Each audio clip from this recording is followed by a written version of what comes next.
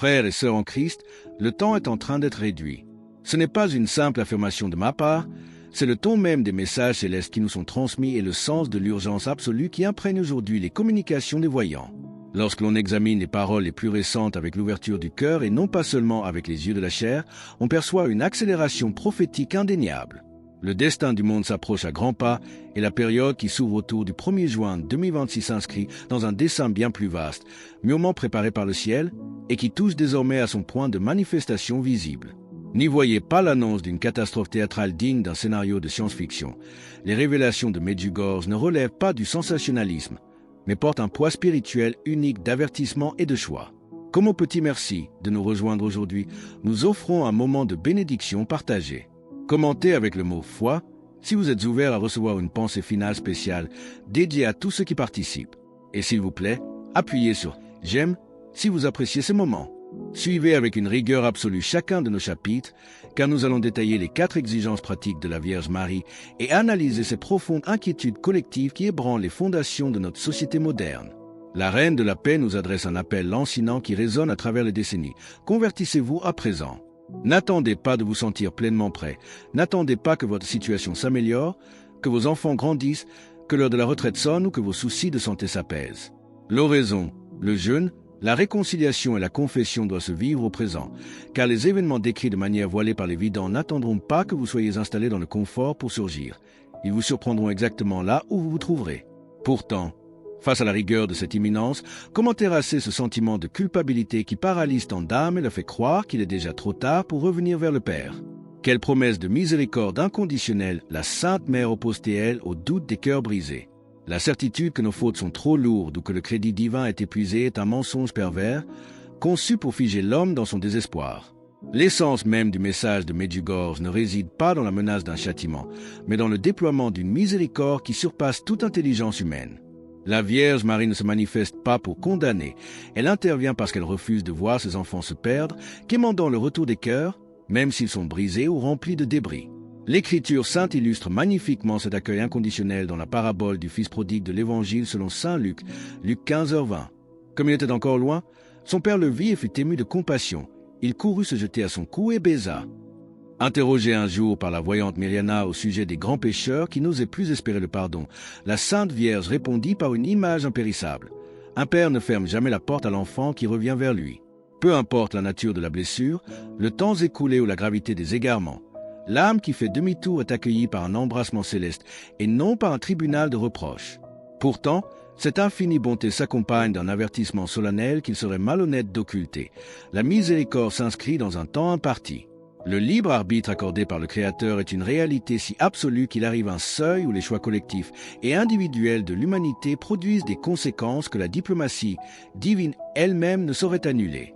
Face à cette échéance, quelles sont les 4 exigences pratiques et concrètes détaillées par la Reine de la Paix pour fortifier l'esprit des croyants? La première exigence concrète réclamée par Notre-Dame réside dans la récitation quotidienne du Très Saint Rosaire en familia. Loin d'être une formule incantatoire ou un simple automatisme, le chapelet est une méditation profonde des mystères du salut à travers le regard de Marie, une conversation intime qui doit s'ancrer dans le cœur. La Sainte Mère demande un rosaire complet chaque jour, soit 5 dizaines au minimum, pour transformer le rituel en une véritable livraison de soi. L'Écriture sainte proclame la puissance de cette prière persévérante dans le livre des Actes des Apôtres, Acte 1h14. Tout d'un commun accord persévérait dans la prière avec les femmes et Marie, mère de Jésus, et avec les frères de Jésus. La deuxième exigence est le jeûne au pain et à l'eau, fixé les mercredis et vendredis, une pratique qui bouscule le confort moderne, mais s'impose comme une affirmation charnelle de notre dépendance spirituelle. Selon les messages, ce sacrifice volontaire possède un pouvoir d'intercession inouï, capable d'arrêter les guerres, de fléchir les cœurs les plus endurcis et de suspendre les lois de la nature. À cela s'ajoute la confession mensuelle, lieu sacré où la miséricorde devient tangible et personnelle pour déposer les fardeaux du passé, ainsi que la participation fréquente à l'Eucharistie. La communion est la source de vie indispensable, l'encre littérale qui maintient l'âme stable lorsque tout bascule. Mais au-delà de ces pratiques, quelle est cette mystérieuse angoisse collective qui saisit la génération actuelle face à l'effondrement des certitudes humaines? Cette accélération des temps engendre une inquiétude sourde, un trouble de l'esprit que la majorité des hommes âgés de 45 à 75 ans ressentent de manière de plus en plus aiguë. On perçoit que les fondations mêmes de notre monde ont bougé, que les valeurs autrefois jugées inébranlables se sont liquéfiées et que l'avenir s'est enveloppé d'un brouillard dans à travers lequel l'œil humain ne peut plus guetter la moindre certitude. L'Écriture sainte prophétise ce sentiment d'égarement généralisé dans l'Évangile selon saint Luc, Luc 21h26. Les hommes ont dans l'âme de terreur dans l'attente de ce qui surviendra pour la terre, car les puissances des cieux seront ébranlées. Si você deseja edificar a sua casa sobre a rocha e sobre a proteção da Reina da Paz, compartilhe Amen no comentário abaixo. Les familles sont attaquées de toutes parts et les institutions qui devaient offrir un rempart semblent s'être détournées de leur mission première. Au milieu de cette tempête, l'homme se découvre vulnérable, mais Medjugorje ne vient pas délivrer une consolation superficielle. Le ciel y offre une main tendue. La confiance absolue réclamée par la Sainte Mère n'est pas une attitude passive ou naïve, mais l'acte le plus courageux qu'un être humain possa poser face à l'inconnu. Comment dès lors les voyants de la Reine de la Paix conçoivent-ils cette garde spirituelle au cœur de notre quotidien?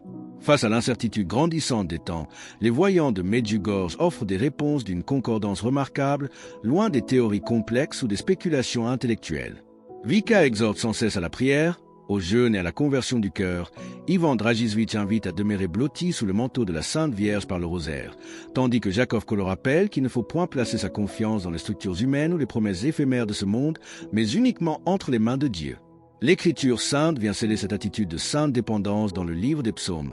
Psaume 118, 8. Mieux vaut chercher un refuge en l'Éternel que de mettre sa confiance dans l'homme. Cette foi inébranlable ne garantit pas l'absence de tribulation ni l'annulation des crises de l'histoire, mais elle altère radicalement notre posture au cœur de la tempête. Le ciel ne promet pas un chemin exempt de souffrance, mais l'assurance absolue d'une présence fortifiante à nos côtés lorsque nos propres forces humaines viendront à faillir. En observant attentivement l'attitude actuelle des voyants, les vidants et les dévots constatent une gravité et une sérénité nouvelles, semblables au visage d'un chirurgien à l'aube d'une opération cruciale. Quels signes avant-coureurs et convergences mondiales indiquent que nous sommes entrés dans la fenêtre spirituelle décisive menant au 1er juin 2026. Une convergence d'éléments sans précédent place désormais la période menant au 1er juin 2026 sous une haute surveillance spirituelle. Le premier de ces signes est l'état de tension globale croissante. Nul besoin d'être prophète pour constater l'instabilité inédite du monde, marquée par des conflits incessants, une escalade lente mais constante entre les puissances, et des phénomènes naturels qui s'intensifient. L'Écriture sainte évoque ces prémices de la grande purification dans l'Évangile selon saint Matthieu, Matthieu 24h7. Une nation s'élèvera contre une nation, et un royaume contre un royaume, et il y aura, en divers lieux, des famines et des tremblements de terre. Pour rejoindre notre communauté et ne manquer aucune histoire inspirante, pensez à cliquer sur « J'aime » et à vous abonner. Le second signe réside dans le ton des messages mensuels transmis au fil des décennies, devenus d'une urgence dramatique, décrivant notre époque comme un temps de grâce finale.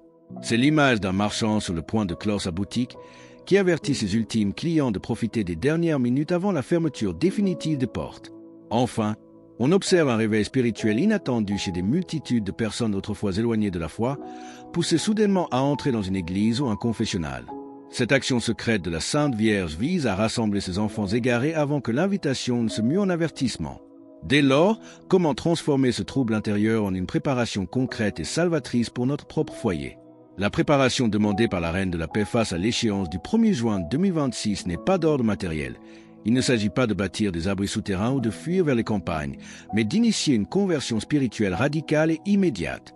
Ce jalon dans le calendrier de la grâce est un appel pressant à ne plus repousser l'incontournable examen de notre âme, car le monde ancien s'effondre pour laisser place à un renouveau d'une splendeur indicible. L'Écriture sainte scelle cette promesse de renouveau après la tempête dans le livre du prophète Isaïe, Isaïe 65, 17. « Car voici, je vais créer de nouveaux cieux et une nouvelle terre.